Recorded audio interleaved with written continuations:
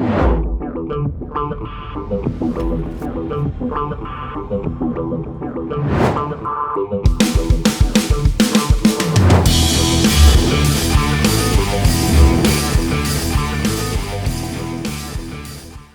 what's up, Fearless Networker friends? What's going on? Todd Falcone here.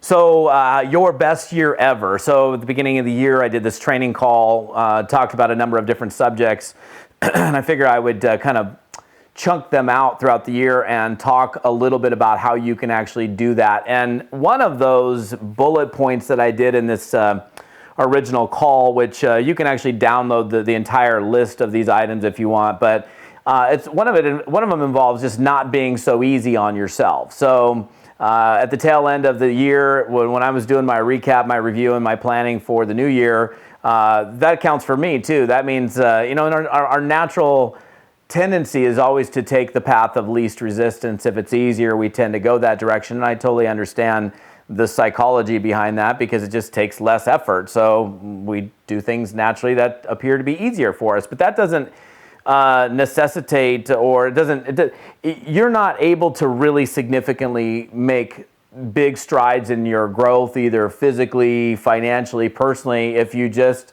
kind of stay in that comfort zone. So here's my suggestion to you. Number one, overall, you have to stop being so easy on yourself if you're going to have a big, booming, breakthrough, best year ever type of year for yourself. And that really involves different aspects of your life. Now, I don't know what you want. I know what I want, okay? But you have to be looking at the different areas of your life, whether it's finances, career, personal relationships, fitness, whatever it might be, and identify and stop yourself. I'll give you a couple of examples. This is what I mean by being harder on yourself, right?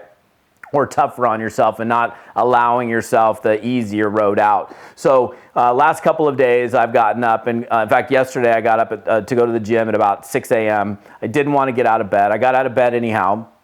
It was very tough to be. I got up, I walked around, I went to the bathroom. I almost went back to bed, which I could have easily done. My body's telling me, go back to bed, dude. Go back to sleep. You know, it's like you don't have a job. You can go back to sleep, no problem. So I was going to go back to sleep, and my body's telling me go back to sleep, but I'm like, no.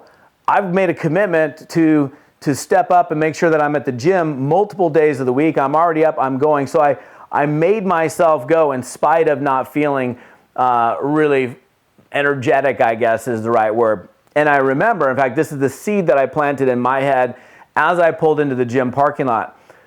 I could have easily gone in there and just kind of, got on the treadmill and just lightly did my workout. But I told myself, I'm going to push hard. I'm going to push hard when I go into the gym, as if someone else outside of me is standing over me saying, do it, do it, do it. I didn't have that trainer this morning. I was the person that had to push myself. So I had to mentally kind of trigger myself and say, hey, make sure when you're in there, this is the time to push it. Same thing this morning. I got up this morning. I slept in a little bit later, probably about 6:45. And I didn't feel like going to the gym. And for a moment, I was going to succumb to that feeling. But then I immediately put my gym clothes on and I went for a 4.5 mile hike. Now, in the middle of the hike as well, I'm not feeling it. I'm like, oh man, my legs hurt. I did a leg workout yesterday. Now I'm doing this 4.5 mile hike. So instead, I made sure, I planted the seed in my mind at the beginning of the hike, because I can go up to about right here and then turn around and I can go up and then all the way down over here. And then have a huge climb all the way back out and then back over, which is the full hike. So I made a commitment before I ever got on the trail. Finish the hike. You're going to do the whole thing in spite of how you feel. Now, of course, I'm using physical fitness examples here, but in your business, when you don't feel like making a phone call, you make another 5 phone calls.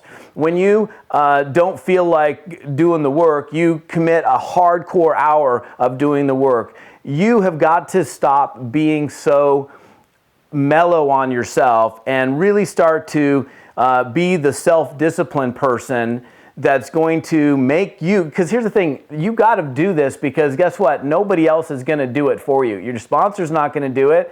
You don't have a boss. You are your own boss. So until you start to look at yourself and self-discipline, you're really not going to have big-time growth months and big-time growth years as an entrepreneur. It's one of the greatest things that you can do for yourself is be harder on yourself. So my suggestion in having your best year ever is be cognizant, be aware of your current situation or what you've done in the past and go, I'm not doing it that way anymore. You know exactly what I'm talking about because I've done, oh, the alarm goes off, oh, I roll over and I go back to sleep. And then I wake up at 8. And I set the alarm to get up at 6 to go to the gym, but then I skipped the gym. I told my, oh, I'm just going to be easier. I'm like, oh, I don't feel like it. You got to do things when you don't feel like it, to stretch yourself even when it hurts a little bit. And you know what the crazy freaking thing is? Check this out. Yesterday, didn't feel like going to the gym. Felt amazing all day. This morning, did not feel like going on the hike. Oh my goodness, I have been on fire since I got back from the hike. I could have been lazy both days, but I didn't. Be harder on yourself this year. You'll have a breakthrough year. This is Todd Falcone. Thanks for plugging in, my fearless networker friends. We'll see ya.